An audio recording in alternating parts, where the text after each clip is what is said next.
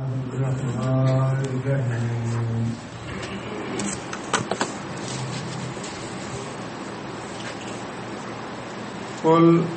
اے محمد صلی اللہ علیہ وسلم کہہ دیجئے انما بے شک وہ جو حرما اس نے حرام کیا ربیا میرے رب نے الفواحش بے حیائی کو ما ظاہر منہا وما بطن خواہ وہ ظاہر ہو یا چھپا ہوا ہو۔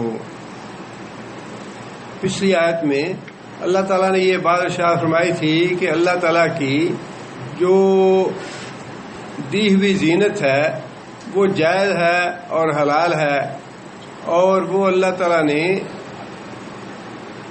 مشرکین یا کفار کی ان غلط رسموں کی تردید میں یہ بات ارشاد فرمائی تھی جو انہوں نے خود تیار کر رکھی تھیں کہ حج کے دنوں میں کھانا پینا ترک کر دینا اور ننگے ہو کے طواف کرنا، یہ دونوں چیزیں اللہ نے فرمایا کہ جائز ہیں اور ان کا حکم دیا گیا، اور فرمایا کہ کس نے اللہ تعالیٰ کی ان جائز کی ہوئی چیزوں کو حرام ٹھہرایا ہے۔ آگے پھر اللہ تعالیٰ نے وہ حرام چیزیں بتلا دیں کہ جو میں نے چیزیں حرام کی ہیں وہ تو یہ ہیں، یہ چیزیں جو حرام کی یہ تم نے آج خود کر لیں، حلال حرام تم نے خود طے کر لیے، جو میری حرام کی بھی چیزیں ہیں وہ تو یہ ہیں۔ اس میں سب سے پہلی بات کون سی ہے؟ وہی جس بات کو مشرکین نے حلال کر لیا تھا، بے حیائی اور بدکاری کو حلال کر لیا، کپڑے اتار کے طواف کرنا جائز، صرف جائز ہی نہیں بلکہ اس کو دین کا رتبہ دے دیا اور اس کو کار ثواب سمجھ لیا۔ سب سے پہلے اسی بات کی اللہ نے تردید فرمائی کہ میں نے تو اس کو حرام قرار دیا ہے، یہ بے حیائی ہے کپڑے اتارنا۔ اور چونکہ پچھلا مضمون بھی وہ اسی سے متعلق ہے کہ آدم علیہ السلام کے کپڑے اتروا دیے شیطان نے، اور پھر شیطان نے ہی کفار یا مشرکین کے ذہنوں میں یہ بات ڈالی کہ کپڑے اتار کے طواف کرنا کار ثواب ہے، دین کا حصہ ہے۔ اللہ تعالیٰ نے اس کی سب سے پہلے تردید فرمائی کہ اس بے حیائی کو میں نے تو حرام قرار دیا ہے جس کو تم نے آج خود حلال قرار دے لیا ہے۔ آگے فرمایا کہ علماء نے لکھا ہے کہ فواحش جو ہیں وہ گناہ ہیں جن کا تعلق انسان کی شرمگاہ سے ہے۔ آگے فرمایا کہ ما ظاہر منہا وما بطن، خواہ وہ ظاہراً کیے جائیں یا چوری چھپے کیے جائیں۔ اس کی تفسیر میں مفسرین نے مختلف مفہوم لکھے ہیں۔ ایک مفہوم تو یہ بھی ہے کہ فحاشی، بے حیائی، بدکاری خواہ اعلانیہ کی جائے لوگوں کے سامنے تب بھی حرام ہے، خواہ کہیں چھپ کے کی جائے تب بھی حرام ہے۔ دوسرا مفہوم اس کا یہ لکھا ہے کہ دل میں جو بے حیائی یا بدکاری کے خیالات آتے ہیں وہ باطنی بے حیائی اور بدکاری ہے، اور جو انسان عملاً بے حیائی بدکاری کرتا ہے وہ ظاہری بے حیائی اور بدکاری ہے۔ دل میں جو خیالات آتے ہیں گندے برے خیالات آتے ہیں وہ چھپی فحاشی ہے، اور جو ظاہراً انسان کرتا ہے وہ ظاہری ہے، اور دونوں سے اللہ تعالیٰ نے دور رہنے کا حکم دیا ہے۔ دونوں کے بارے میں فرمایا کہ حرام ہے۔ دل میں فحاشی یا بدکاری کے خیالات لانا وہ بھی ممنوع ہے، وہ بھی حرام ہے، ظاہراً ان پہ عمل کرنا وہ بھی حرام اور ممنوع۔ آگے فرمایا کہ والاسم، اور گناہوں کو بھی میں نے حرام قرار دیا ہے۔ یہاں پہ گناہ کے بارے میں مفسرین نے لکھا ہے کہ گناہ سے مراد وہ گناہ ہیں جن کا تعلق انسان کی ذات کے ساتھ ہے، وہ گناہ جن کا تعلق انسان کی ذات کے ساتھ ہے۔ بغی اور سرکشی وہ گناہ ہے جس کا تعلق دوسروں کے ساتھ ہو، یعنی حقوق العباد کا غصب کرنا، حقوق العباد میں زیادتی کرنی، حقوق العباد مار لینے، یہ بغی ہے۔ اور ایسے گناہ جن کا تعلق انسان کی اپنی ذات سے ہو، دوسرے کے ساتھ اس کا کوئی تعلق نہ ہو، وہ اسم ہے۔ لیکن اللہ تعالیٰ نے یہ ساری قسمیں گناہوں کی حرام قرار دی ہیں.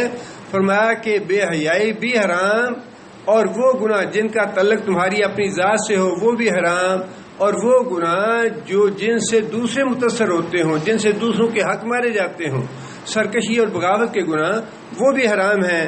بغیر الحق ناحق گناہ کرنا یا ناحق سرکشی کرنا، یہ ناحق کا لفظ جو ہے یہ ایک طرح سے اس کی سنگینی ظاہر کرنے کے لیے زیادہ استعمال کیا گیا ہے. ایسے نہیں ہے کہ کوئی گناہ حق بھی ہے، گناہ سارے کے سارے ہی ناحق ہیں، لیکن ناحق کا لفظ استعمال کر کے اللہ تعالیٰ نے بہت زیادہ اس کی سنگینی کا اظہار فرمایا ہے کہ ہر گناہ ناحق ہے، ہر بغی جو ہے وہ ناحق ہے، ہر بے حیائی اور فحاشی کا عمل جو ہے وہ ناحق ہے.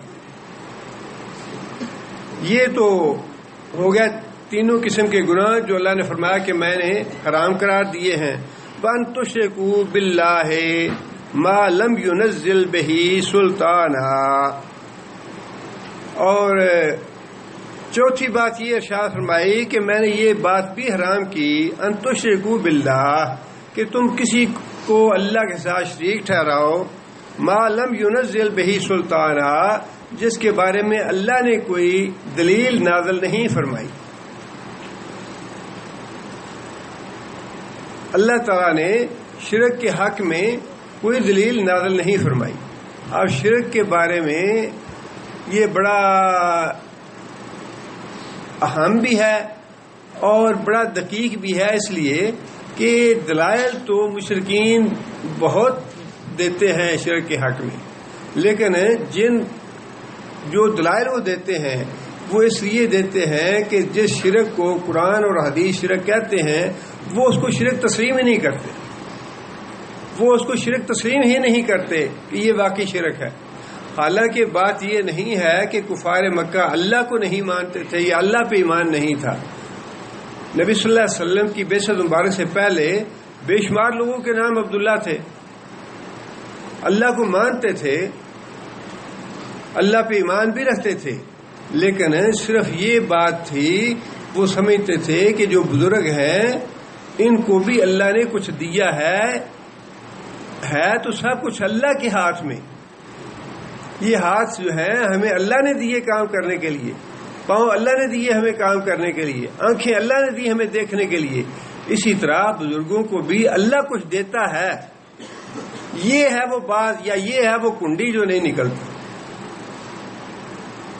قرآن یہ کہتا ہے کہ میں اپنے اختیارات میں سے ایک ذرہ برابر کسی کو نہیں دیتا، اپنی صفات میں سے ذرہ برابر کسی کو نہیں دیتا، کسی پیغمبر کو بھی نہیں دیتا.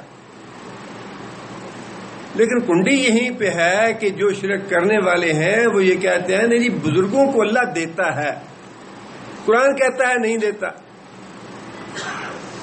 اللہ اپنی صفات میں سے ذرہ برابر بھی کسی کو نہیں دیتا، پیغمبروں کو بھی نہیں دیتا. ولی تو بات کی بات ہے اللہ تعالیٰ اپنی صفات میں سے پیغمبروں کو بھی نہیں دیتا. اور اگر کہیں اللہ نے فرمایا کہ اللہ پیغمبروں کو دیتا ہے غیب، تو فرمایا کہ جتنا میں چاہتا ہوں اتنا دیتا ہوں. پیغمبروں کو بھی جو اللہ تعالیٰ نے خبریں دے دی غیب کی، قبر میں کیا ہوگا، قبر کے بعد کے مراحل کیسے ہوں گے، حساب کتاب کیسے ہوگا، اور وہ ساری باتیں نبی صلی اللہ علیہ وسلم نے امت کو بتا دیں. جو کچھ اللہ تعالیٰ نے بتا دیا وہ بھی اللہ نے وعدے کر دیا کہ میں نے بتایا ہے انہیں، ان کو اپنے آپ یہ غیب کی خبریں نہیں تھیں.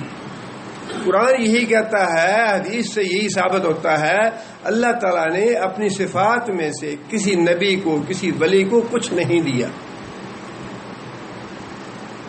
اور اگر جو عقیدہ یہ رکھتے ہیں کہ اللہ بزرگوں کو دیتا ہے، اللہ نے ہی دیا ہے، گریٹ گاڈ تو اللہ ہی ہے، لیکن اللہ جو ہے وہ بزرگوں کو نوازتا ہے. جس طرح انسانوں کو اللہ نے ہاتھ پاؤں دیے ہیں اسی طرح بزرگوں کو وہ دیتا ہے. یہی وہ بات ہے جہاں پہ آ کے انسان ٹھوکر کھاتا ہے. اللہ فرماتے ہیں کہ اللہ کے ساتھ کسی کو شریک ٹھہرانے کی میں نے کوئی دلیل نازل نہیں کی. جو لوگ دیتے ہیں ان کی اپنی بنائی ہوئی دلیلیں ہیں، اللہ کی دلیل نہیں ہے. اللہ کی دلیل وہ ہے جو رسول اکرم صلی اللہ علیہ وسلم کے ذریعے یا کسی نبی کے ذریعے لوگوں تک پہنچتی ہے. علم وحی ہے اللہ کی نازل کردہ دلیل. علم وحی سے جو علم ہمارے پاس پہنچتا ہے پیغمبر کے ذریعے وہ ہے اللہ کی دلیل. اور اللہ فرماتے ہیں کہ جو شرک تم کرتے ہو اس کے بارے میں نے کوئی دلیل نازل نہیں. آگے پھر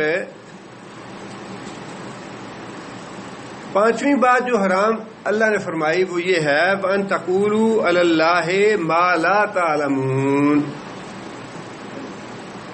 ان تقولوا یہ کہ تم ایسی بات کہو علی اللہ اللہ کے بارے میں ما لا تعلمون جس کے بارے میں تمہارے پاس کوئی علم نہیں ہے.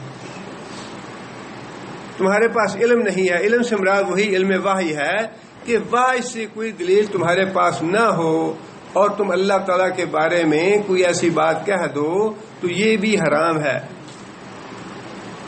اب اللہ تعالیٰ کے بارے میں ایسی بات کہنا، اللہ کے نام ایسی بات منسوب کر دینا جو اللہ نے ارشاد نہ فرمائی ہو. ان میں کون کون سی بات آتی ہے؟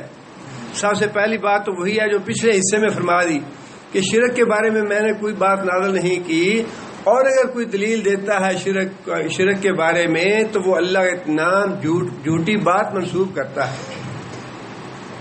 اگر کوئی آدمی شرک کی دلیل دیتا ہے تو وہ اللہ کے نام جھوٹ گڑتا ہے. پہلی بات تو وہی آ گئی. اور وہ اتنا بڑا جرم ہے کہ اللہ تعالیٰ نے نبی صلی اللہ علیہ وسلم کو مخاطب کر کے یہ بات ارشاد فرما دی نبی صلی اللہ علیہ وسلم کے بارے میں وَلَوْ تَقَوَّلَ عَلَيْنَا بَعْضَ الْأَقَاوِيلِ لَأَخَذْنَا مِنْهُ بِالْيَمِينِ ثُمَّ لَقَطَعْنَاهُ مِنْهُ الْوَتِينَ. اگر نبی صلی اللہ علیہ وسلم بھی ہمارے نام کوئی جھوٹی بات منسوب کر دیتے ہم اس کو پکڑ لیتے اور اس کی رگے گردن کاٹ دیتے. اگر اللہ کے رسول محمد صلی اللہ علیہ وسلم کوئی بات زبان سے ایسی نکالتے جو بات ہم نے نہیں کی، جو بات ہم نے بدریہ وحی اس کو نہیں بتائی، تو پھر ہم اس کی رگے گردن کاٹ دیتے. وَمَا مِنْكُمْ مِنْ أَحَدٍ أَنْهُ حَاجِزِينَ. اور تم میں سے کوئی ایسا نہ ہوتا جو ہم سے بچا لیتا اس کو. مطلب یہ کہ اللہ کے نام ایسی بات منسوب کرنی جو اللہ نے ارشاد نہ فرمائی ہو، اتنا بڑا یہ گناہ ہے اور اس قدر حرام ہے کہ اگر اللہ کا نبی بھی ایسے کرے تو اللہ فرماتے ہیں کہ میں اس کی گردن کاٹ دوں گا. اس سے میرے نام ایسی بات کیوں منسوب کی جو میں نے نہیں کی. لہذا پہلی بات جو ہے وہ تو شرک ہو گیا کہ شرک کے بارے میں اللہ فرماتے ہیں میں نے کوئی دلیل نازل نہیں کی. لہذا شرک کے بارے میں جو آدمی کوئی دلیل گڑتا ہے یا دلیل دیتا ہے وہ گویا اللہ کے نام جھوٹی بات منسوب کرتا ہے. اللہ کے نام دوسری جھوٹی بات منسوب کرنا یہ ہے کہ کوئی آدمی یہ دعویٰ کرے نبی صلی اللہ علیہ وسلم کے بعد کہ مجھے اللہ نے نبی بنایا ہے. نبی صلی اللہ علیہ وسلم کے بعد اگر کوئی آدمی یہ دعویٰ کرتا ہے کہ مجھے اللہ نے نبی بنا کے بھیجا ہے تو وہ اللہ کے نام جھوٹی بات منسوب کرتا ہے. نبی صلی اللہ علیہ وسلم کے بعد کوئی دوسرا نبی آنے والا نہیں. نبی صلی اللہ علیہ وسلم کی بعثت مبارک کے بعد خواہ وہ نام کا احمد ہی کیوں نہ ہو، نام کا محمد ہی کیوں نہ ہو، نام کا یوسف اور موسیٰ ہی کیوں نہ ہو، وہ سارے کے سارے جھوٹے اور کذاب ہیں. اللہ کے نام ایسی بات منسوب کر رہے ہیں جو اللہ نے ارشاد نہیں فرمائی. دو باتیں ہو گئیں. شرک جو ہے اللہ کے نام لگانا کہ اللہ نے دلیل دی ہے، اللہ کے نام جھوٹی بات منسوب کرنا. نبوت کا دعویٰ کرنے والا اللہ کے نام جھوٹی بات منسوب کرتا ہے. تیسری بات اس میں ہے کہ جن چیزوں کو اللہ نے حلال اور حرام ٹھہرایا ہے کوئی آدمی ان کو حلال کو حرام یا حرام کو حلال قرار دے تو وہ بھی اللہ کے نام جھوٹی بات منسوب کرنا ہے. اللہ کے ٹھہرائے ہوئے حلال کو اگر کوئی حرام قرار دیتا ہے یا اللہ کے ٹھہرائے ہوئے حرام کو کوئی حلال قرار دیتا ہے تو وہ بھی اللہ کے نام جھوٹی بات منسوب کرتا ہے. اور چوتھی بات یہ ہے کہ جتنے بھی بدعات ہیں ان سب کے بارے میں مفسرین نے لکھا ہے کہ جو چیزیں رسول اللہ صلی اللہ علیہ وسلم کی سنت مبارک سے ثابت نہیں ہیں اور بدعات ہیں وہ ساری کی ساری اس آیت کے تحت آتی ہیں کہ وہ اللہ کے نام جھوٹی بات منسوب کرتے ہیں. نبی صلی اللہ علیہ وسلم کی سنت سے ثابت نہیں ہے رسم کل، رسم 40، 10واں، 30واں، یہ جتنے بھی منائے جاتے ہیں ایام یا قرآن خوانی وغیرہ کی جاتی ہے، یہ بظاہر ثواب کے کام نظر آتے ہیں. اذان سے پہلے درود پڑھنا، اذان کے بعد درود پڑھنا، یہ ساری چیزیں بظاہر ثواب کی نظر آتی ہیں، لیکن چونکہ نبی صلی اللہ علیہ وسلم سے ثابت نہیں ہے. نبی صلی اللہ علیہ وسلم نے جو کچھ بات ارشاد فرمائی، نبی صلی اللہ علیہ وسلم نے اللہ تعالیٰ کی طرف سچ منسوب کیا. جو بات بھی فرمائی وہ سچی بات تھی. نبی صلی اللہ علیہ وسلم کے علاوہ اگر کوئی دوسرا آدمی بدعت نکال کے اس کو ثواب بناتا ہے، اس کو جائز قرار دیتا ہے، تو گویا وہ اللہ کے نام جھوٹی بات منسوب کرتا ہے. 10واں، 30واں، 40واں قرآن خوانی، یہ ساری چیزیں رسول اکرم صلی اللہ علیہ وسلم سے ثابت نہیں ہیں. اب اگر کوئی آدمی انہیں کار ثواب کہتا ہے جی ان کا ثواب ہوگا، تو گویا وہ نبی صلی اللہ علیہ وسلم کے نام بھی جھوٹی بات منسوب کرے گا، اللہ کے نام بھی جھوٹی بات منسوب کرے گا. اور اللہ تعالیٰ نے یہی بات ارشاد فرمائی کہ یہ ساری باتیں میں نے حرام قرار دی ہیں. پہلی بات کیا تھی؟ 5 باتیں اللہ تعالیٰ نے حرام قرار دی اس آیت میں. بے حیائی کو میں نے حرام قرار دیا، گناہ کرنے کو حرام قرار دیا، بغاوت، سرکشی جس میں دوسروں کے حقوق مارے جائیں اس کو بھی میں نے حرام قرار دیا، اور پھر شرک کو حرام قرار دیا، اور پھر اللہ کے نام جھوٹی بات منسوب کرنا یہ بھی حرام قرار دیا. 5 باتیں اللہ نے فرمائی کہ یہ ہیں وہ باتیں جن کو میں نے حرام قرار دیا ہے. اور اس سے پہلے بھی سورہ انعام میں ہم یہ پڑھ چکے ہیں، اس میں بھی اللہ تعالیٰ نے بعض حرام باتوں کا ذکر فرمایا ہے. 151 نمبر آیت ہے، قل تعالوا اتل ما حرم ربکم علیکم اللہ تشرکوا بہ شیئا. سب سے پہلی بات وہی کہ سب سے پہلا حرام کام یہ ہے کہ اللہ کے ساتھ شرک نہ کرو. اللہ کے ساتھ شرک کرنا یہ سب سے پہلی بات ہے حرام کاموں میں سے. وبالوالدین احسانا، والدین کے ساتھ احسان کرنا جائز اور نیک کام، اور ان کی نافرمانی کرنا یہ حرام کام. ولا تقتلوا اولادکم، اولاد کو قتل کرنا حرام کام. ولا تقربوا الفواحش، اور بے حیائی کے کام حرام. ما ظاہر منہا وما بطن، وہاں بھی یہی بات ارشاد فرمائی. خواہ وہ بے حیائی کا کام آپ کے دل کے اندر آئے یا آپ عملاً اس کو کر گزریں، دونوں صورتیں حرام ہیں. ولا تقتلوا النفس التی حرم اللہ الا بالحق، اور کسی دوسرے کو قتل کرنا بھی حرام. ذالکم وصاکم بہ لعلکم تعقلون، یہ ہیں وہ باتیں جن کی اللہ تمہیں تاکید فرماتا ہے. آگے پھر اللہ تعالیٰ نے جو مشرکین نے اپنے طور پہ حلال حرام بنا لیے تھے، اپنے طور پہ جائز ناجائز بنا لیے تھے، اور جو رسمیں اور بدعات نکال لی تھیں، ان کی تردید کرنے کے بعد اب اللہ تعالیٰ مشرکین مکہ کو بھی یہ بات ارشاد فرما رہے ہیں، وَلِكُلِّ أُمَّةٍ أَجَلٌ. یہ بات یاد رکھو کہ ہر امت کے لیے، ہر گروہ کے لیے، ہر فرد کے لیے ایک مہلت کا عمل کے لیے مہلت ہے. ہر انسان کے لیے. انسانوں کی مہلت جو ہے وہ سالوں کی، مہینوں کی اور دنوں کی مہلت ہے. اللہ ڈھیل دیتے رہتے ہیں انسانوں کو بھی، اور یہی سب سے بڑی پھیر کی بات ہے.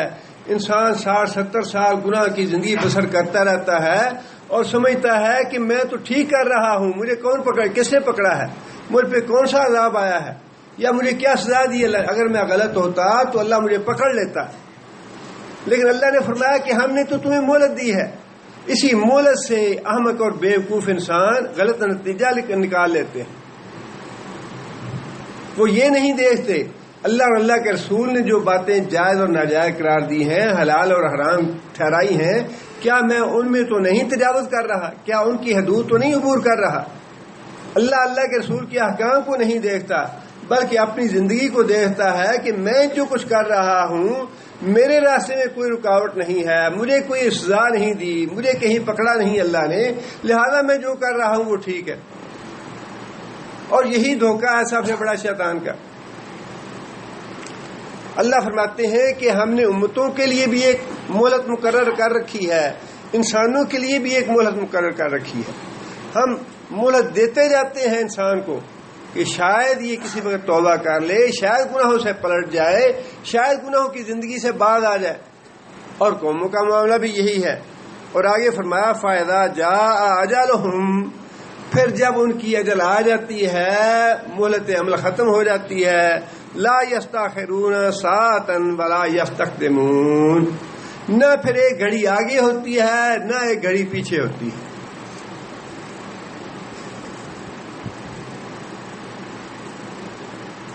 یہ ہے وہ بات جس کی اللہ تعالیٰ تنبیہ کرنا چاہتے ہیں۔ مشرکین مکہ کو بھی یہ تنبیہ کی کہ یہ جو مہلت عمل دی ہوئی ہے، 12-13 سال بے لگام زندگی گزارتے رہے قریش مکہ، اور یہ سمجھتے رہے کہ ہم تو مقابلہ کریں گے اسلام کا اور محمد صلی اللہ علیہ وسلم کا، مسلمانوں کا، اور ان کو مٹا کے چھوڑیں گے، محمد صلی اللہ علیہ وسلم کو بھی اور ان کے دین کو بھی اور ان کے ساتھیوں کو بھی۔ حالانکہ اللہ فرماتے ہیں کہ میں نے تمہیں مہلت عمل دی ہے توبہ کرنے کے لیے، شاید تم توبہ کر لو، بعد آ جاؤ، ایمان لے آؤ نبی صلی اللہ علیہ وسلم پہ۔ اور یہی بات اللہ تعالیٰ نے انسانوں کے لیے بھی رکھی ہے کہ اللہ تعالیٰ نے انسان کی موت کے لمحے تک انسان کو مہلت دے رکھی کہ موت سے پہلے پہلے کسی وقت بھی انسان گناہوں سے باز آ جائے، توبہ کر لے تو اللہ تعالیٰ توبہ قبول کر لیتے ہیں۔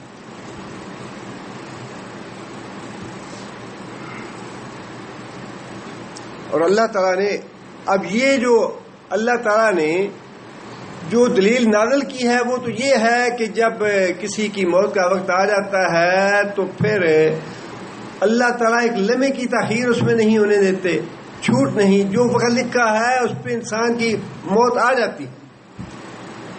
لیکن اللہ تعالیٰ معاف کرے، اب یہ جو باتیں کتابوں میں لکھی ہیں کہ جیلانی صاحب نے تو اسرائیل سے ساری وہ روحوں والا تھیلا ہی چھین لیا، بیگ ہی چھین لیا، مردوں کو زندہ کر دیا، یہ ساری باتیں یہ وہی ہیں کہ اللہ کے نام جھوٹی باتیں تم نے منسوب کر رکھی ہیں۔ اللہ نے جو بات ارشاد فرمائی بات تو وہ حق اور سچ ہے۔ فلولا اذا بلغت الحلقوم وانتم حينئذ تنظرون ونحن اقرب اليه منكم ولكن لا تبصرون فلولا ان کنتم غیر مدینین ترجعونها ان کنتم صادقین۔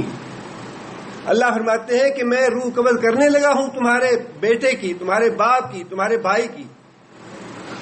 فلولا ان کنتم غیر مدینین ترجعونها، اللہ فرماتے ہیں کہ اب تم اس روح کو پلٹ کے دکھاؤ اگر اس کو پلٹا سکتے ہو۔ اللہ نے تو چیلنج کیا ہے کہ جو میں نے وقت مقرر کر رکھا ہے، ترجعونها ان کنتم صادقین، اگر تم ان دعووں میں سچے ہو کہ فلانا زندہ کر لیتا ہے، فلانا روح کو واپس لے آتا ہے، فلاں یہ کر سکتا ہے، فلاں وہ کر سکتا ہے، اللہ فرماتے ہیں ترجعونها ان کنتم صادقین، اگر تم اپنے دعوے میں سچے ہو تو اس روح کو واپس لا کے دکھاؤ، میں تو ایک لمحے کی تاخیر بھی نہیں کرنے دوں گا، ایک پل کی تاخیر نہیں ہوگی اس میں۔ یہ ہے وہ بات جو قرآن میں لکھی ہے۔ اب اس کے بعد کتابوں میں خواہ 1000 یا لاکھوں لوگ کیوں نہ لکھ دیں، جو بھی لکھیں گے وہ سب کچھ باطل ہے، سب غلط ہے۔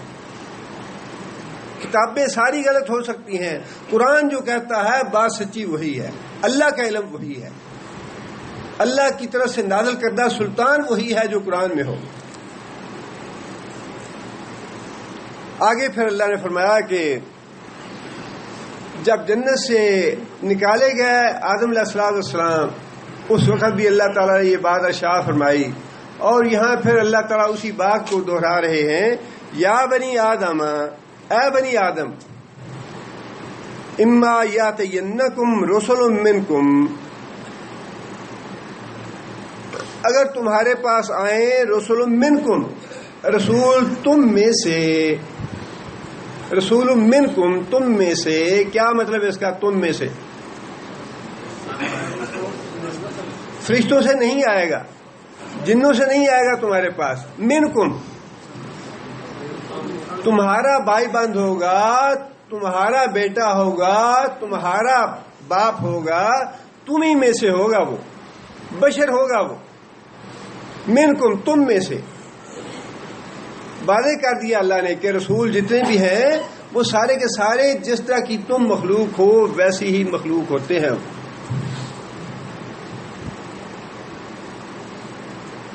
حل کنت الا بشر رسولا، جب لوگوں نے نبی صلی اللہ علیہ وسلم سے بہت سارے مطالبے کیے کہ تمہارے ساتھ کوئی فرشتہ ہونا چاہیے، یہ پہاڑ باغات بنا دو، تمہارے پاس سونے کے پہاڑ ہونے چاہیے، یہ ہونا چاہیے، وہ ہونا چاہیے، اللہ نے فرمایا کہ اے محمد صلی اللہ علیہ وسلم آپ انہیں کہیں کل حل کنت الا بشرا رسولا، ان سے کہہ دو کہ لوگوں میں تو تمہاری طرح کا آدمی ہوں، اللہ نے مجھے فضیلت یہ دی ہے کہ اللہ نے مجھے اپنا رسول بھی بنا کے بھیجا ہے.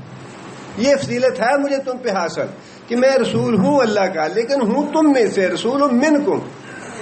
میں نے وعدہ لیا تھا تم سے اس بات کا کہ رسول آئے گا خود تمہارے میں سے، تمہارے شہر سے، تمہاری بستی سے، تمہارے گھروں سے، تمہارے بھائی بندوں میں سے. یقصون علیکم آیاتی، جو تمہیں میری آیتیں پڑھ کے سنائے گا.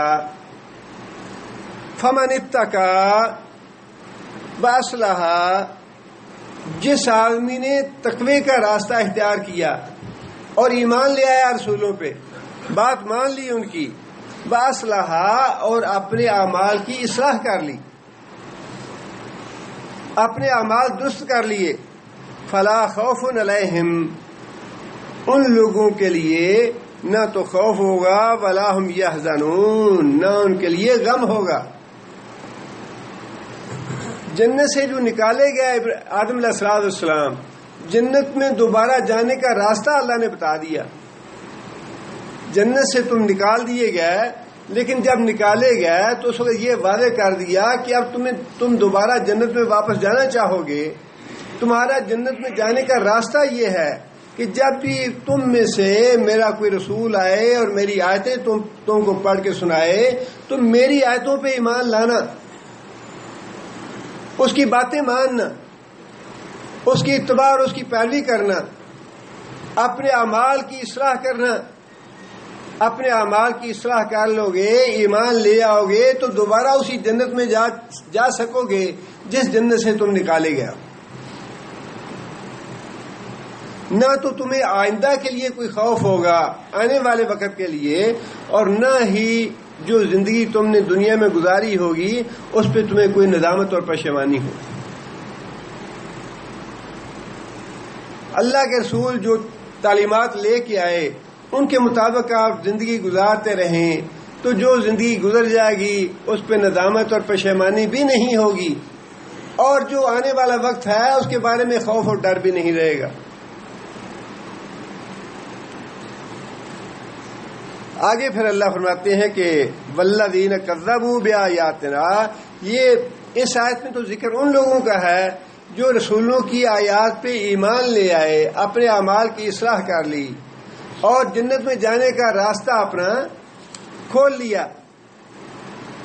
اگلی آیت میں فرمایا کہ والذین کذبوا بآیاتنا، لیکن وہ لوگ جنہوں نے جھٹلا دیا ہماری آیتوں کو، واستکبروا عنہا، اور تکبر کر کے منہ موڑا ان سے، تکبر کر کے منہ موڑا ان سے اللہ کے قرآن سے اور نبی صلی اللہ علیہ وسلم کی احادیث سے.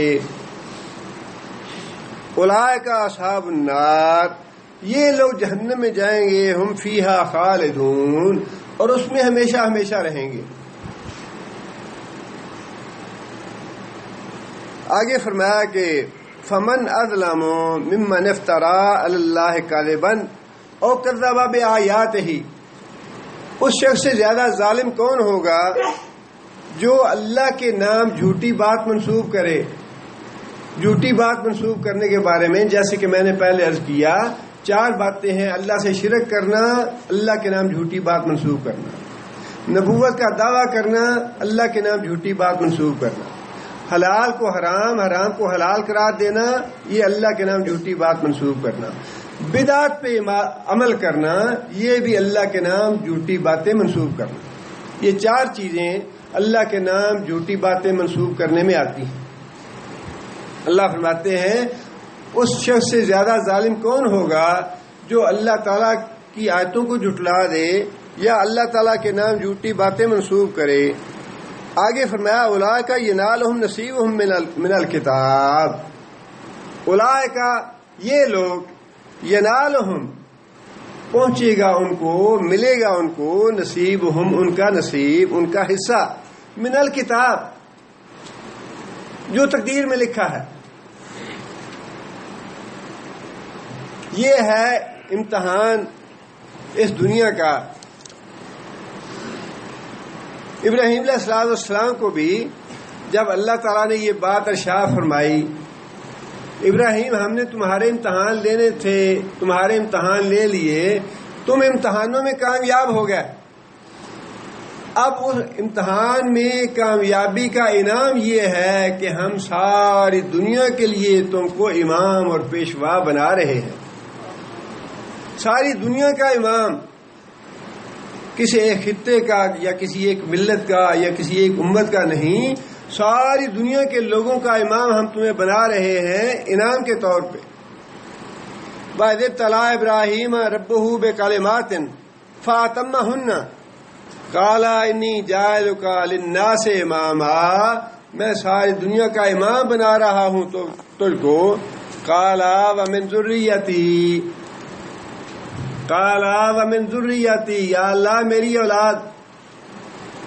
اولاد تو بڑی پیاری ہوتی ہے ہر ایک کو، لیکن کوئی پیار کرتا ہے دنیا دینے کے لیے اولاد کو، اور کوئی پیار کرتا ہے اولاد سے دین دینے کے لیے. ابراہیم علیہ السلام نے دینی اعتبار سے پوچھا کہ یا اللہ میری اولاد کو بھی یہ امامت ملے گی، اس امامت سے کچھ حصہ میری اولاد کو بھی ملے گا. اللہ تعالیٰ نے فرمایا کہ لا ینالو عہد الظالمین، نافرمانوں سے، ظالموں سے، مشرکوں سے میرا کوئی وعدہ نہیں ہے. وعدہ ان لوگوں سے ہے جو تیری اتباع کریں گے، تیرے قدموں پہ چلیں گے، تیرے پیچھے چلیں گے، ان سے ہے وعدہ. لیکن ساتھ یہ بھی فرما دیا کہ دنیا میں جو کچھ ان کا حصہ ہوگا وہ ہم ان کو دے دیں گے، قیامت کے دن عذاب کی طرف ہم ان کو کھینچ کے لے جائیں گے. یہی بات اللہ تعالیٰ نے یہاں بھی ارشاد فرمائی کہ جو لوگ میری آیتوں کو جھٹلاتے ہیں، میرے نام غلط باتیں منسوب کرتے ہیں، دنیا میں میں ان کو دیتا رہوں گا. جو ان کی قسمت میں لکھا ہے، جو رزق لکھا ہے وہ رزق بھی دوں گا، جو اولاد لکھی ہے وہ اولاد بھی دوں گا، جو باقی نعمتیں ان کے نصیب میں لکھی ہیں وہ نعمتیں بھی دوں گا. اب یہ ہے وہ امتحان. جی بڑے ہیومن رائٹس ملتے ہیں، بڑی آسودہ زندگی ہے، بڑی خوشحال زندگی ہے یورپ میں اور امریکہ میں. ایک دفعہ چلے جائیں تو واپس آنے کو جی نہیں چاہتا. بڑی رسپیکٹ ہے وہاں پہ، بڑی انسانیت ہے وہاں پہ، بڑا مال اور بڑی دولت ہے وہاں پہ. اللہ نے فرمایا کہ یہ جو کافر ہیں یا مشرک ہیں، میری آیتوں کا انکار کرتے ہیں، میرے نام جھوٹ منسوب کرتے ہیں، سزا بڑی سخت ہے.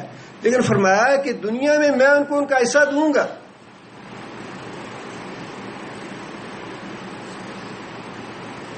اس سے یہ نہ سمجھ لینا کہ اللہ ان سے خوش ہے. یہ تو اللہ نے طے کر رکھا ہے کہ ان کا حصہ جو ہے دنیا سے وہ میں دوں گا ان کو. لیکن اس کا مطلب یہ نہیں ہے کہ ان پہ اللہ کا غضب نہیں ہے، ان پہ اللہ کا غصہ نہیں ہے، یا اللہ کا عذاب یا اللہ کی پکڑ نہیں آئے گی ان پہ. اس دھوکے میں نہ رہنا، اس فریب میں نہ رہنا. اللہ کا عذاب آنا ہے ان پہ، اللہ کی پکڑ آنی ہے ان پہ. دنیا میں نہیں آئے گی تو آخرت میں آئے گی ان کی، وہ ہونا ہی ہونا ہے. لیکن اللہ تعالیٰ نے یہ ہماری حماقتوں اور بے وقوفیوں کو دور کرنے کے لیے بات ارشاد فرمائی. اس دھوکے میں یا فریب میں نہ پڑنا کہ یہ گناہگار ہیں، جھوٹے ہیں، یا مجھے جھٹلاتے ہیں، ایمان نہیں لائے تو میں دنیا میں ہی ان کو سزا دوں یا پکڑوں اور نعمتیں نہ دوں ان کو. فرمایا کہ دنیا کی نعمتیں میں دوں گا، انہیں اولاد بھی دوں گا، مال بھی دوں گا، زندگی کی باقی ساری نعمتیں بھی دوں گا. جو ان کا حصہ ان کی تقدیر میں لکھا ہے وہ دوں گا میں ان کو. لیکن آگے فرمایا حتیٰ اس وقت تک دیتا رہوں گا، حتیٰ اس وقت تک دیتا رہوں گا. کس وقت تک؟ اذا جاءتہم رسولنا، اذا جاءتہم جب ان کے پاس آ جائیں گے رسولنا ہمارے رسول. کون سے رسول؟ فرشتے، موت کے فرشتے. حتیٰ کہ، جس کا مطلب یہ ہے اللہ کا یہ وعدہ ہے کہ ان کے مرتے دم تک میں اپنی نعمتیں جو تقدیر میں لکھی ہیں، جو میں نے اپنے پاس ان کے لیے لکھ رکھا ہے، وہ رزق بھی دوں گا، اولاد بھی دوں گا، عمر بھی دوں گا، باقی نعمتیں بھی دیتا رہوں گا ان کو. حتیٰ کہ جاءتہم رسولنا، حتیٰ کہ ہمارے بھیجے ہوئے فرستادہ، ہمارے بھیجے ہوئے فرشتے جو ہیں ان کی روح قبض کرنے کے لیے پہنچ جائیں گے ان کے پاس. یتوفونہم، جو ان کی روح قبض کریں گے. قالو، اس وقت فرشتے ان سے پوچھیں گے، جب روح قبض کرنے کے لیے فرشتے جائیں گے اس وقت وہ پوچھیں گے این ما کنتم تدعون من دون اللہ. سب سے بڑا جرم، سب سے بڑا گناہ. این، کہاں ہے، ما کنتم، جو تھے تم، تدعون، پکارتے ان کو، من دون اللہ، اللہ کے علاوہ. اللہ کو چھوڑ کے جن دیوی اور دیوتوں کو، جن بزرگوں کو، جن قبروں اور جن آستانوں پہ جا کے تم مشکل کشا اور حاجت روا مانتے تھے اور ان کو پکارتے تھے، اللہ تعالیٰ اس وقت پوچھیں گے این، کہاں ہے وہ.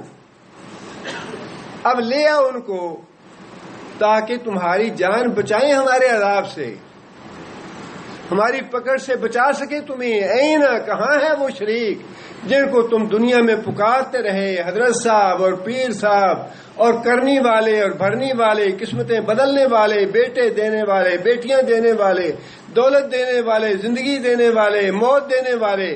اللہ فرمائیں گے این ما کنتم، کہاں ہے وہ تمہارے ٹھہرائے ہوئے شریک، بلاؤ ان کو. تدعون من دون اللہ، جن کو تم اللہ کے علاوہ پکارتے رہے تھے، اللہ کو چھوڑ کے پکارتے رہے تھے. یہ ہے وہ بات جو قرآن سے ہمیں ملتی ہے. اب جو دلائل اس کے علاوہ ہیں، نہیں جی حضرت صاحب دیتے ہیں، بڑا دیا ہے اللہ نے ان کو، اللہ نے ہی دیا ہے ان کو، اللہ کے دیے سے دیتے ہیں، وہ باتیں کہاں لکھی ہیں؟ وہ باتیں بتائیں ہمیں. قرآن میں تو یہ لکھا ہے کہ جب میں تمہیں پکڑوں گا عذاب کے لیے تو میں تم سے پوچھوں گا کہ این، کہاں ہے تمہارے ٹھہرائے ہوئے شریک جن کو تم نے اپنا سفارشی بنا رکھا تھا، عذاب سے بچانے والا بنا رکھا تھا، میری پکڑ سے بچانے والا بنا رکھا تھا. این، کہاں ہے وہ، بلاؤ ان کو تاکہ میری پکڑ سے بچائیں تمہیں. وہ قرآن تو یہ ہمیں بتاتا ہے کہ میرے علاوہ کوئی بچانے والا نہیں، کوئی سفارش کرنے والا نہیں. اگر چھوڑنا ہے تو اللہ نے اپنی مرضی سے چھوڑنا ہے. اگر اللہ نے رحمت بھیجنا ہے جنت میں تو اپنی رحمت سے بھیجنا ہے، کسی دوسرے کی مجال نہیں. اللہ سے کوئی مطالبہ کرے یا اللہ سے اپنی بات منوا سکے، کسی کی مجال نہیں ہے.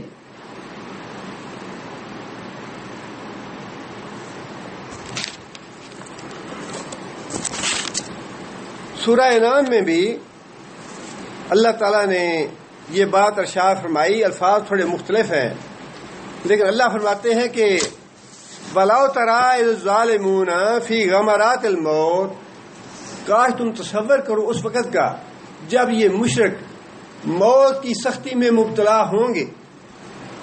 یہ موت تو ایک ایسی چیز ہے، حتی اتانا الیقین، یقین کہا ہے اسے. حدیث میں بھی نبی صلی اللہ علیہ وسلم نے موت کے لیے یقین کا لفظ استعمال فرمایا ہے. فَاعْبُدْ رَبَّكَ حتیٰ یاتیک الیقین، اللہ کی بندگی اس وقت تک کرتے رہو جب تک تمہیں موت نہیں آتی. موت کے لیے اللہ نے یقین کا لفظ استعمال فرمایا ہے. یہ تو ایسی پکی بات ہے، ایسی یقینی بات ہے کہ کوئی آدمی ایسا نہیں جو اس سے انکار کر سکے. یہ تو آنا ہی آنا ہے، یہ تو ہونا ہی ہونا ہے. اور اس کے بارے میں بھی جو کچھ اللہ نے فرمایا قرآن مجید میں وہ بھی ہو کے رہے گا، لیکن چونکہ اس کا ہمیں پتہ نہیں چلتا، ہمیں اس کا احساس نہیں ہوتا. اور اللہ کا یہ نظام نہیں مرنے کے بعد کوئی روح واپس آ کے بتائے کہ مرتے ہوئے یہ ہوتا ہے.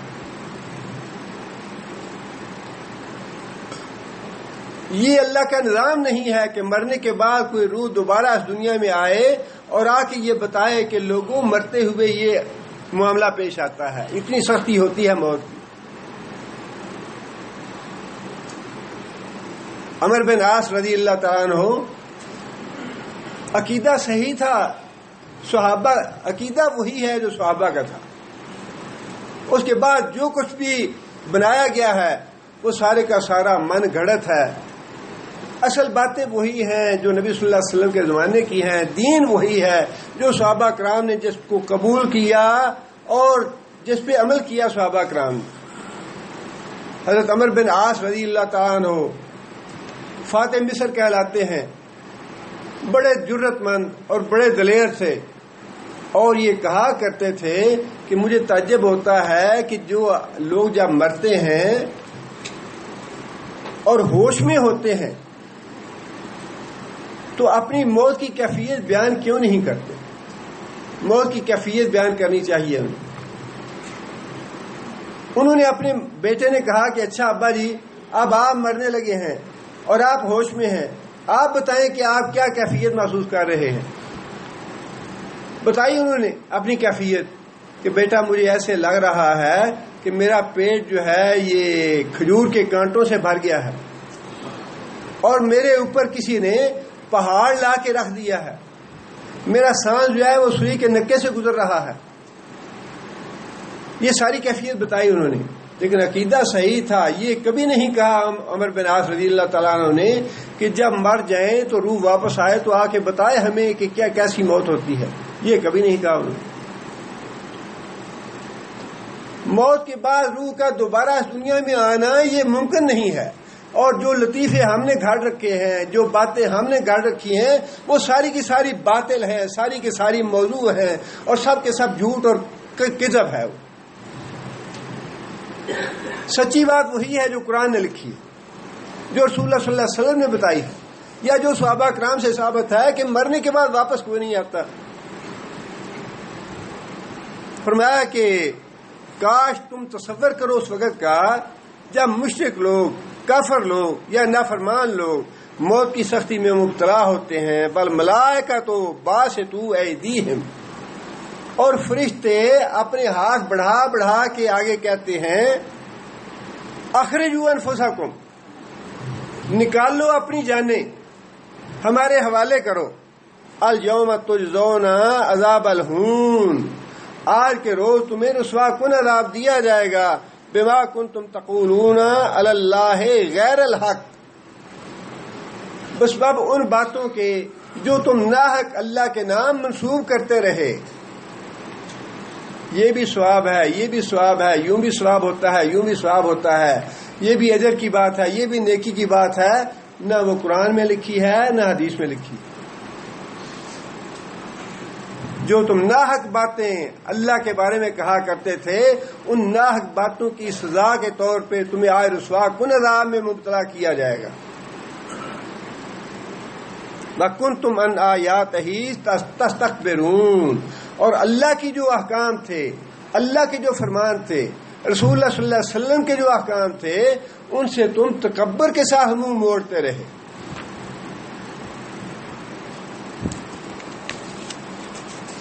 اور یہاں بھی دونوں آیتوں میں جمع کا صیغہ ہے کہ فرشتے آتے ہیں ہمارے روح قبض کرنے کے لیے. یہاں بھی رسولنا, رسل کا لفظ ہے, فرشتے آتے ہیں. نبی صلی اللہ علیہ وسلم نے بھی وضاحت فرمائی ہے کہ موت کے وقت دونوں طرح کے فرشتے آتے ہیں. رحمت کے فرشتے بھی آتے ہیں, عذاب کے فرشتے بھی آتے ہیں.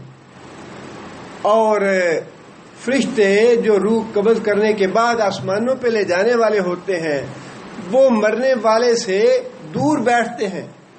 اسرائیل جنہوں نے روح قبض کرنی ہوتی ہے وہ مرنے والے کے قریب آ کے بیٹھتے ہیں. فرمایا کہ جو عذاب والے فرشتے ہیں انتہائی سیاہ رنگ کے اور انتہائی بشکل رنگ کے اور انتہائی بدبودار ٹاٹ کے کفن ساتھ لے کے آتے ہیں۔ اسرائیل جب روح قبض کرتے ہیں تو قبض کرتے وقت ہی جیسا کہ اللہ تعالیٰ نے یہاں بتایا کہ جیسے ہی قبض کرتے ہیں ان کو ڈانٹتے ہیں، ان کو مارتے پیٹتے ہیں، اور حدیث میں آتا ہے کہ اسرائیل کہتے ہیں کہ اے خبیث روح، اس خبیث جسم سے نکل اور اللہ کے عذابوں کی طرف چل۔ فرشتہ اسے جان نکالتے ہی ساری باتیں بتا دیتا ہے، اس کی روح قبض کر لیتا ہے۔ روح قبض کرنے کے بعد جو عذاب والے فرشتے ہیں ان کے حوالے کر دیتا ہے، اور اس کی بدبو اتنی شدید ہوتی ہے کہ دور دور سے جو فرشتے ہیں وہ جب بدبو آتی ہے تو لعنت کرتے ہیں اور کہتے ہیں کہ کون ہے یہ بدبخت آدمی جس کی روح قبض کی گئی ہے، بدبخت باپ کا بیٹا فلاں ابن فلاں۔ روح کو قبض کر کے آسمانوں کی طرف لے جایا جاتا ہے، اور آسمانوں پہ لے جائے جانے کے بعد آسمان کا دروازہ کھولنے کے لیے اجازت طلب کی جاتی ہے، اور پھر جب بتایا جاتا ہے کہ یہ فلاں کافر ہے یا مشرک ہے یا فلاں نافرمان ہے، آسمان کے دروازوں کے جو حارس ہیں وہ کہتے ہیں کہ اس بدبخت آدمی کے لیے آسمان کا دروازہ نہیں کھولا جائے گا۔ اور آگے یہ جو سورہ اعراف کی اگلی آیت آ رہی ہے اس میں حدیث میں آتا ہے کہ نبی صلی اللہ علیہ وسلم نے وہ آیت ارشاد فرمائی، ان الذین کذبوا بآیاتنا واستکبروا عنہا لا تفتح لهم ابواب السماء۔ جن لوگوں نے ہماری آیتوں کا انکار کیا اور ان کو جھٹلا دیا، لا تفتح لهم ابواب السماء، آسمان کے دروازے ان کے لیے نہیں کھولے جائیں گے، ولا يدخلون الجنۃ، اور وہ جنت میں داخل نہیں ہوں گے، حتی یلج الجمل فی سم الخیاط، حتیٰ کہ سوئی کے نکے سے اونٹ گزر جائے، جو کہ ناممکن ہے۔ جس طرح سوئی کے نکے سے اونٹ کا گزرنا محال ہے، اسی طرح آسمانوں کے دروازے کھلنا کافر کے لیے مشرک کے لیے محال ہے، اور جنت میں کافر اور مشرک کا جانا بھی اتنا ہی محال ہے جتنا سوئی کے نکے سے اونٹ کا گزرنا ہے۔ یہ مثال اللہ تعالیٰ نے قرآن مجید میں ارشاد فرمائی ہے۔ یہ قرآن کی باتیں ہیں جو بالکل سچی ہیں، جو ثابت ہو کے رہنے والی ہیں، ایسا ہی ہوگا۔ وَكَذَلِكَ نَجْزِي الْمُجْرِمِينَ، اور مجرموں کو ہم ایسا ہی بدلہ دیتے ہیں۔ فرمایا کہ وہاں سے آسمان دنیا سے عذاب کے فرشتے اس کی روح کو زمین پہ پٹخ دیتے ہیں۔ جب آسمان کے دروازے نہیں کھولے جاتے تو وہیں سے آسمان سے اس کی روح کو نیچے پٹخ دیا جاتا ہے۔ پٹکنے کے بعد اس روح کو دوبارہ قبر میں بھیجا جاتا ہے، قبر میں پھر مردے کو اٹھایا جاتا ہے، اس سے سوال جواب کیے جاتے ہیں، اور سوال جواب میں جب وہ کہتا ہے کہ ہاں لا ادری، میں ان سوالوں کا جواب نہیں جانتا، تو پھر اس کے لیے حکم ہوتا ہے کہ اس کو سجین میں بھیج دو، سجین میں بھیج دو۔ اور حدیث میں یہ بھی ہے کہ جس طرح سات زمینیں ہیں ان کے آسمان کے دروازے ہیں، آسمان کے دروازوں پہ حارس ہیں، اسی طرح زمین کے بھی دروازے ہیں، اور زمین کے دروازوں پہ بھی حارس ہیں۔ اور جو حارس ہیں جب اس بدبخت روح کو نیچے لے جایا جاتا ہے سجین، ساتویں زمین کے نیچے ہے سجین، جب اس روح کو سجین میں لے جایا جاتا ہے تو جتنے بھی فرشتے ہوتے ہیں زمین کے دروازوں کے، وہ سارے کے سارے اس پہ لعنت بھیجتے ہیں کہ کس بدبخت خبیث روح آدمی کی روح ہے یہ جس سے اتنی بدبو آ رہی ہے، اور اس کو سجین میں بھیج دیا جاتا ہے۔ یہ ساری باتیں اللہ تعالیٰ ارشاد فرما رہے ہیں کفار مکہ اور مشرکین مکہ کو مخاطب کر کے کہ ایسا نہ ہو کہ تم لوگ بھی انہی لوگوں میں شامل ہو جاؤ جن کا پہلے یہ انجام ہو چکا ہے۔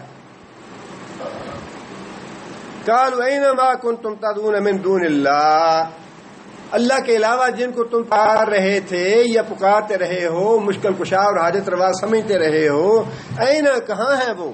قالوا، جواب میں وہ کہیں گے ضلوا عنا، دلو انا، یا اللہ آج تو وہ ہمیں نظر نہیں آ رہے، گم ہو گیا. عبد القادر جیلانی نظر نہیں آتے، داتا صاحب نظر نہیں آتے، چشتی صاحب نظر نہیں آتے، بابا جی نظر نہیں آتے.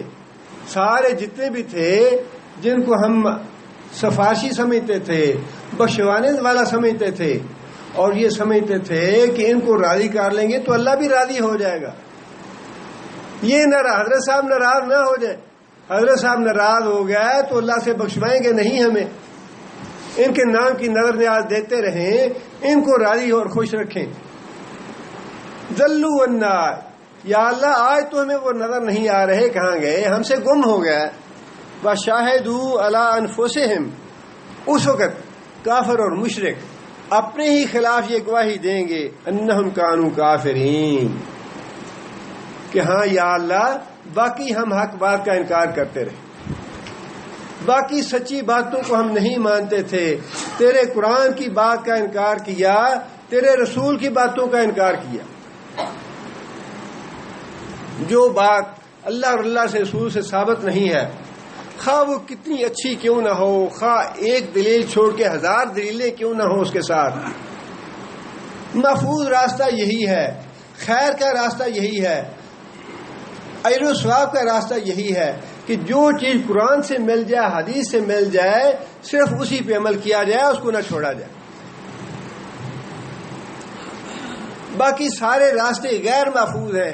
کوئی جتنا بھی اچھا عمل کیوں نہ ہو، جتنی بھی اس کے ساتھ دلیلیں کیوں نہ موجود ہوں عقل کی، وہ محفوظ نہیں ہے. محفوظ راستہ ایک ہی ہے، ھذا صراطی مستقیما، یہ قرآن ہے میرا سیدھا راستہ. جو قرآن میں ہے، جو حدیث میں ہے، وہ تھوڑا ہی کیوں نہ ہو، اس پہ عمل کرتے رہیں، آپ کو سکون بھی رہے گا، اس کا اجر و ثواب بھی ملے گا، قیامت کے دن کام بھی آئے گا. اپنے آپ پہ بے شک زیادہ بوجھ نہ ڈالیں، اپنے آپ کو زیادہ زنجیروں میں نہ جکڑیں، لیکن کام وہ کریں جو اللہ تعالیٰ کی کتاب سے ثابت ہے، جو رسول اللہ صلی اللہ علیہ وسلم کی احادیث سے ثابت ہے.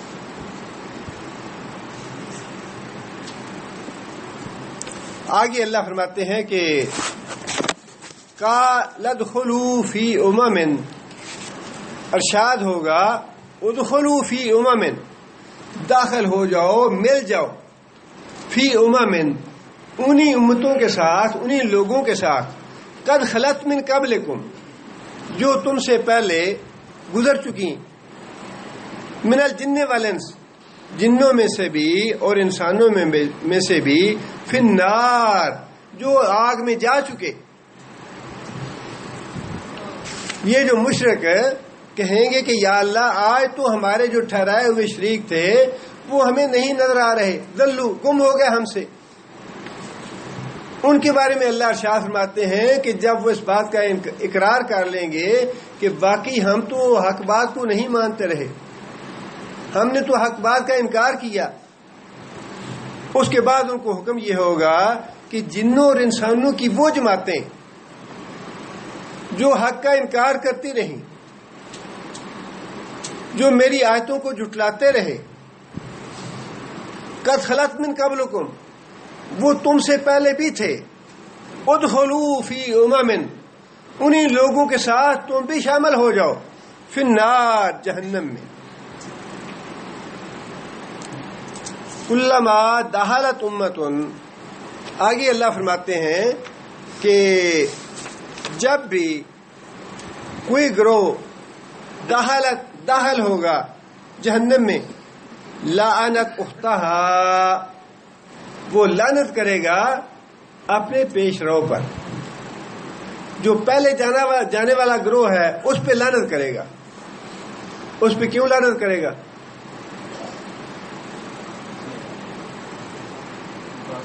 بیٹا اگر اللہ نہ کرے، اللہ محفوظ رکھے، اگر کسی کا بیٹا جہنم میں جا رہا ہے، اس کے والد صاحب پہلے سے جہنم میں پہنچے ہوں گے، تو بیٹا کیا کرے گا؟ اپنے باپ پہ لعنت کرے گا.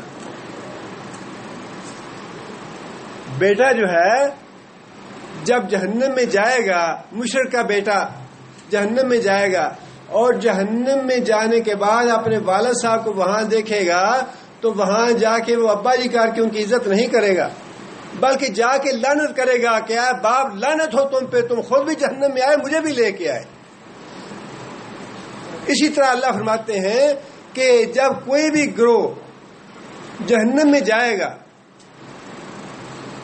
تو جو اس سے پہلا گروہ جہنم میں پہنچ چکا ہوگا اس پہ لعنت کرے گا کہ بدبختو لعنت ہو تمہارے اوپر، تم خود بھی جہنم میں آئے اور ہمیں بھی جہنم میں لے کے آئے، تمہاری وجہ سے ہم جہنم میں آئے، ہم نے تو تمہیں دیکھ کے یہ دین اختیار کیا تھا، ہم تو تمہارے بتائے ہوئے راستے پہ چلتے رہے، تم ہمیں اس راستے پہ لائے ہو، ہمیں بھی لائے ہو اور تم خود بھی جہنم میں آئے ہو، لعنت ہو تم پہ۔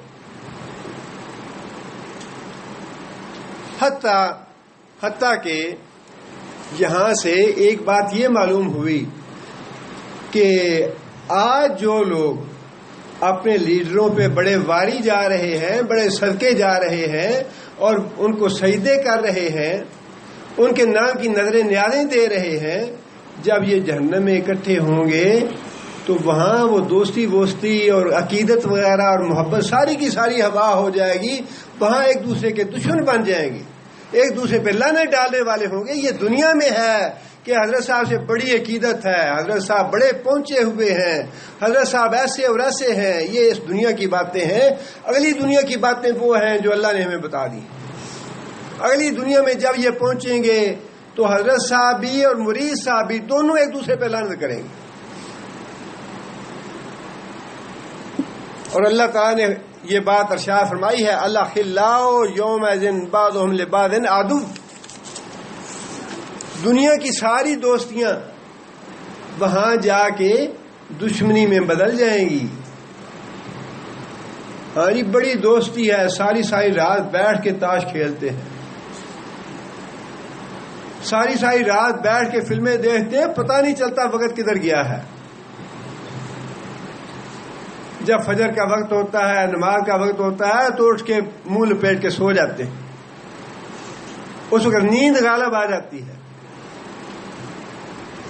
بڑی اچھی دوستی ہے۔ اللہ فرماتے ہیں کہ یہ ساری دوستیاں قیامت کے دن دشمنی میں بدل جائیں گی، الا المتقین، دوستی کن کی باقی رہے گی؟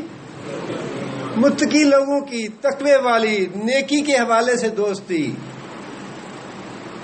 اللہ اور اللہ کے رسول کے حوالے سے دوستی، قرآن اور حدیث کے حوالے سے دوستی، یہ باقی رہ جائے گی۔ باقی ساری دوستیاں، خواہ وہ بھائی بھائی کی دوستی کیوں نہ ہو، باپ بیٹے کی دوستی کیوں نہ ہو، میاں بیوی کی دوستی کیوں نہ ہو، اللہ فرماتے ہیں وہ ساری دوستیاں قیامت کے دن دشمنی میں بدل جائیں گی، سوائے تقوی کی دوستی، سوائے نیکی کی دوستی کے۔ فرمایا حتی اذا ادارکوا فیہا، جب پھر وہ جہنم میں اکٹھے ہو گئے۔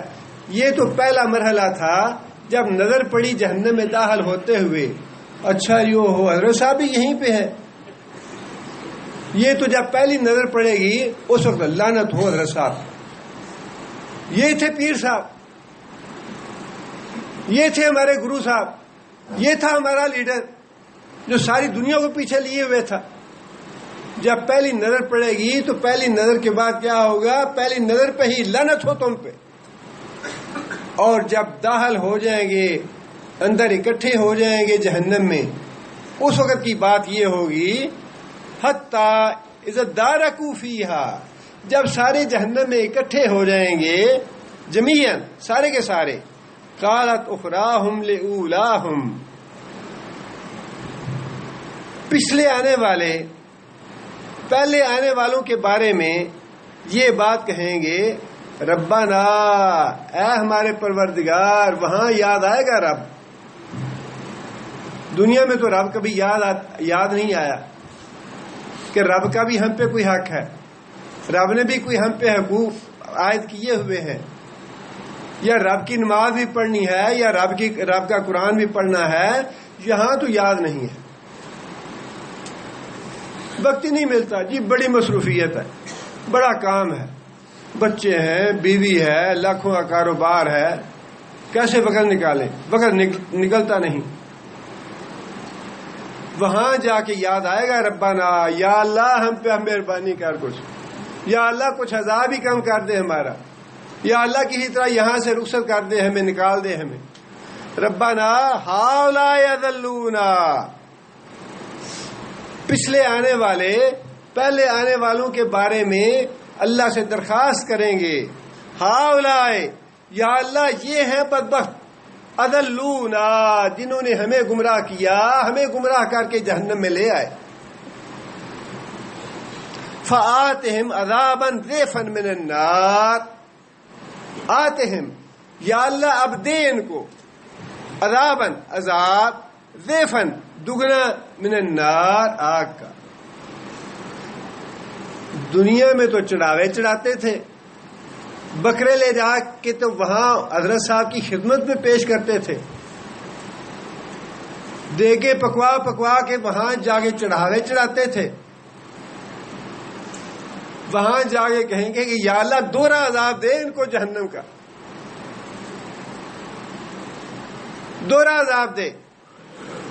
قالا، جواب میں ارشاد ہوگا، لکل ضعف، لکل ضعف، تم میں سے ہر ایک کے لیے دوہرا عذاب ہے، ولکن لا تعلمون، لیکن تمہیں علم نہیں ہے۔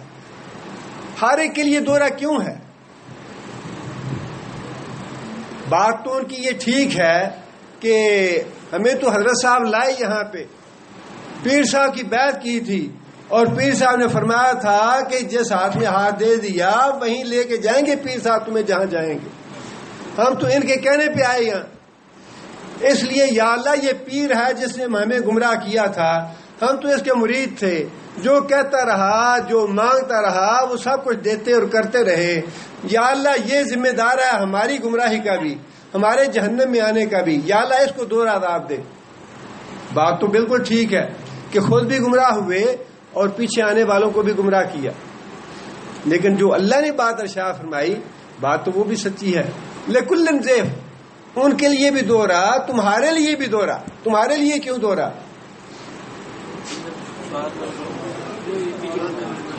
بھئی تمہارے پیچھے بھی تو تھے نا، تم نے بھی تو پیچھے چھوڑے۔ اگر باپ کی وجہ سے بیٹا مشرک بن گیا تو بیٹے کی وجہ سے پوتا بھی تو مشرک بنا نا۔ اگر باپ کو دوہرا ملنا چاہیے عذاب، تو بیٹے کو بھی دوہرا ملنا چاہیے کہ بیٹا جو ہے خود بھی شرک کیا اور اپنے بیٹے کو بھی شرک پہ لگایا۔ اس لیے اللہ فرمائیں گے کہ ٹھیک ہے تمہیں تو علم نہیں ہے کہ میں کسی کو کتنا عذاب دے رہا ہوں، لیکن میرا قانون یہی ہے کہ جس طرح انہوں نے تمہیں گمراہ کیا تھا، ان کی گمراہی کا عذاب بھی انہیں ملے گا، تمہیں گمراہ کرنے کا عذاب بھی ملے گا۔ اسی طرح تمہارے جو پیچھے آنے والے ہیں، تم خود بھی گمراہ ہوئے، اپنے پیچھے آنے والوں کو بھی پکا کیا کہ پتر اے تھی قائم روی، پتر اے ہی رستہ سیدھا جس رستے سے اسی جانے آپ ہے۔ تم نے بھی تو گمراہ کیا اپنے پیچھے والوں کو، لہذا دوہرا عذاب ان کے لیے بھی ہے، دوہرا عذاب تمہارے لیے بھی ہے۔ نہ تم چھوٹو گے نہ وہ چھوٹیں گے، تم نے بھی خود بھی گمراہ ہوئے اور آنے والوں کو بھی تم نے گمراہ کیا۔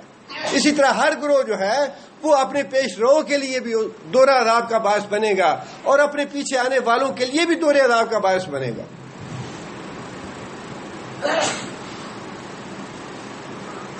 علماء نے لکھا ہے کہ نیکی اور بدی دونوں چیزیں متعدی ہیں۔ یہ نیکی بھی انسان کو دوسروں کو متاثر کرتی ہے، ہر انسان کی نیکی جو ہے دوسروں کو متاثر کرتی ہے، اور ہر انسان کے گناہ اور برائی بھی دوسروں کو متاثر کرتے ہیں۔ اور اس آیت میں بہت بڑا سبق ہے، خاص طور پہ والدین کے لیے، جو لیڈر ویڈر ہیں، جو آگے لگے ہوئے ہیں، یا جو بیعتیں کرتے ہیں، یا جو لوگوں کو لگاتے ہیں شرک پہ، ان کا معاملہ تو ان کے ساتھ ہے، لیکن جو ہماری ذمہ داری، ہمیں سے باپ تو ہر کوئی ہے۔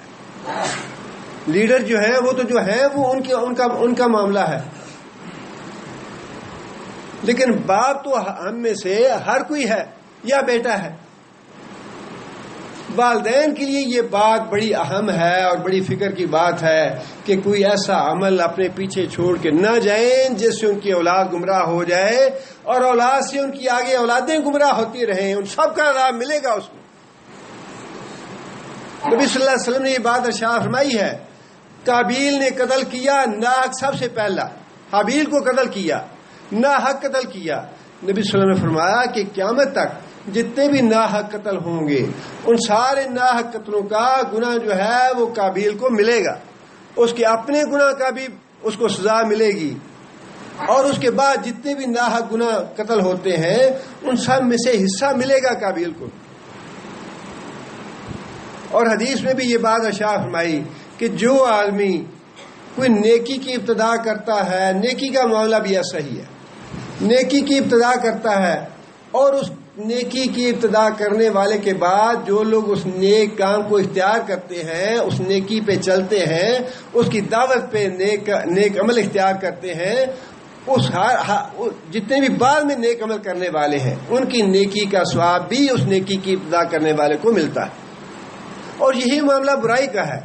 جو آدمی برائی کی ابتدا کرے گا، اپنے گھر میں فلمیں لا کے چلا کے دکھائے گا، بچوں کو ٹی وی لا کے دے گا، اور باقی واہیات اور فضول قسم کی چیزیں، اپنے لباس بچوں کے خراب کرے گا، گندے راستے پہ لگا دے گا، اور شرک کی تعلیم دے گا اور دین سے دور رکھے گا، جو کچھ بھی وہ اپنی اولاد کو سکھائے گا آگے اس کی اولاد وہی کچھ سیکھتی جائے گی. جہاں تک سیکھتی جائے گی، جہاں تک اس کے اثرات قائم رہیں گے، ان سب کا گناہ جو ہے وہ سب سے پہلے جس نے گمراہ کیا تھا اس پہ آئے گا. اور یہ بات آپ کو بھی معلوم ہے اور میرے بھی تجربے کی بات ہے کہ آج ہم میں سے خود کئی لوگ ایسے ہوں گے جن کے باپ دادا بڑے نیک، کئی آدمیوں سے جی ہمارے ابا جی تو مسجد کا صحیح انصاف کرتے تھے، اذان دیتے تھے، جا کے فجر کی تہجد جا کے پڑھتے تھے، سارے کام کرتے تھے. آگے اولادوں کا، نسلوں کا معاملہ ایسا ہے کہ دیکھ کے یقین نہیں آتا کہ یہ واقعی ایسے ماں باپ کی اولاد ہے. جہاں سے یہ سلسلہ ٹوٹا نیکی کا، تقوی کا، تہجد کا، نمازوں کا، جس بدبخت کی وجہ سے وہ سلسلہ ٹوٹے گا وہ بدبخت ذمہ دار ہوگا پوری نسل کا جو بے نماز ہوگی. جب تک وہ بے نماز رہے گی نسل، الا یہ پھر اللہ تعالیٰ اس کی نسل سے کسی کو نماز کی توفیق دے دے اور آگے پھر نمازی شروع ہو جائیں. جتنے بھی گمراہ ہوں گے، جتنے بھی بے نماز ہوں گے، وہ سارے اس ایک بے نماز کے سر آئیں گے. ان سب کا وبال اسے ایک بے نمازی پہ آئے گا جس نے اپنے گھر والوں کو بے نمازی بنایا، جس نے بے ستر لباس اختیار کروایا اپنی اولاد کو، ننگا کیا اپنی اولاد کو، بے حیائی پہ لگایا اپنی اولاد کو، فلموں کے راستے پہ لگایا اپنی اولاد کو. جب تک وہ سلسلہ اس کی نسل میں چلتا رہے گا ان سب کا عذاب، سب کا وبال، سب کی پکڑ اس آدمی پہ آئے گا جس آدمی نے سب سے پہلے لا کے اپنے گھر میں یہ کنجر خانہ شروع کیا تھا. یہ بات ختم نہیں ہو جاتی. ہمارے ابا جی حافظ قرآن تھے، ہمارے ابا جی امام تھے مسجد کے، ہمارے ابا جی مسجد کی صفائی کرتے تھے، ہمارے ابا جی تہجد کی نماز پڑھتے تھے. جب ابا جی کرتے تھے تم نے کیوں چھوڑا؟ یہ جس نے چھوڑا سب سے پہلا بدبخت وہ ہے. جہاں تک وہ سلسلہ چلتا جائے گا بے نمازی رہنے کا، جہاں تک ان گناہوں کا سلسلہ چلتا رہے گا، وہ سارے کے سارے ان گناہوں کا، ساری نسل کا وہ ذمہ دار ہوگا، اس کا وبال آئے گا اس کو.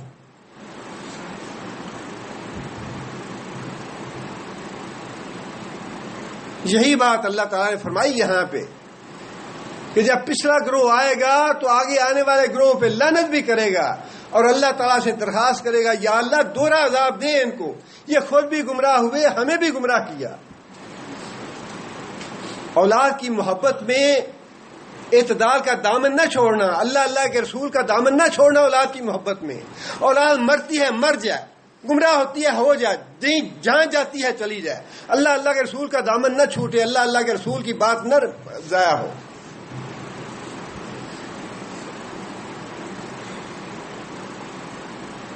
کوئی رشتہ کام نہیں آئے گا، بیوی کام نہیں آئے گی، باپ کام نہیں آئے گا، بیٹا کام نہیں آئے گا، بھائی کام نہیں آئے گا. کام آنے والی بات ایک ہی ہے، نیکی ہے، تقوی ہے، صالحیت ہے، اللہ کے رسول کی محبت ہے، اللہ کے رسول کی وفاداری ہے. کام آنے والی ایک ہی چیز ہے، یہ بات یاد رکھیں.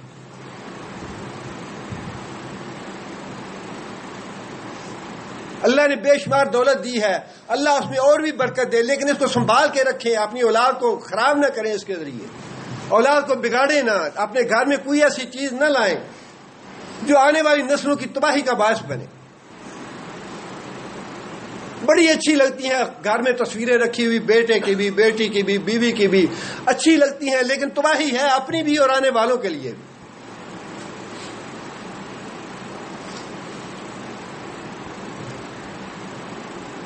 یہ زندگی بڑی مشکل ہے، صراط، پل صراط ہے، یہ پل صراط، تلوار کی دھار پہ چلنا ہے یہ زندگی۔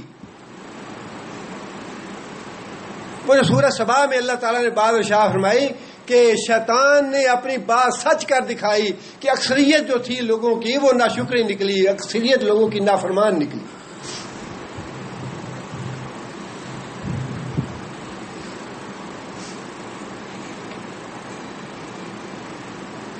دیکھیے ایک بات تو یہ ہے کہ انسان سے کوتاہی ہو جاتی ہے، لغزش ہو جاتی ہے، کوئی لاشعوری طور پہ گناہ ہوتے ہیں، ایسا نہیں ہے کہ انسان پاک صاف ہے، گناہ اور غلطیاں ہوتی ہیں، لیکن گناہ غلطیاں ہونے کے بعد ان گناہوں کی تلافی کرنا یہ ہے مطلوب۔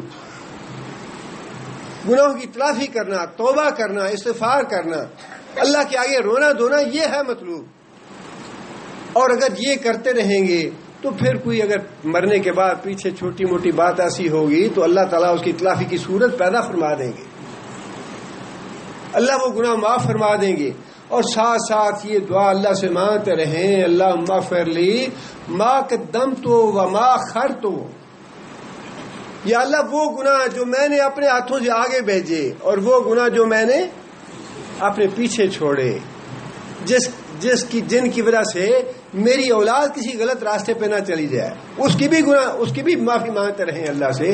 اللہ تعالیٰ بڑے غفور رحیم ہے، اللہ کی ذات اتنی غفور رحیم ہے، اتنی غفور رحیم ہے، انسان اس کا تصور نہیں کر سکتا، انسان کے ذہن میں یہ بات آ نہیں سکتی کہ اللہ تعالیٰ کتنے غفور رحیم ہے، لیکن انسان اللہ سے مانگے تو صحیح انسان، اللہم اغفر لی ما قدمت وما اخرت وما اسررت وما اعلنت وما انت اعلم بہ منی انت المقدم وانت المؤخر وانت علی کل شیء قدیر۔ یا اللہ اگلے گناہ بھی معاف فرما دے، پچھلے گناہ بھی معاف فرما دے، یا اللہ جو چھپ کے کیے وہ بھی معاف فرما دے، جو اعلانیہ کیے وہ بھی معاف فرما دے، وما انت اعلم بہ منی، اور یا اللہ وہ گناہ جن کا مجھے یاد بھی نہیں رہے، جن کا مجھے احساس بھی نہیں ہے، جن کا مجھے پتہ نہیں ہے، یا اللہ وہ گناہ بھی معاف فرما دے، وانت علی کل شیء قدیر، اور یا اللہ تیری ذات تو ہر کام پہ قادر ہے، تو سب کچھ کر سکتا ہے۔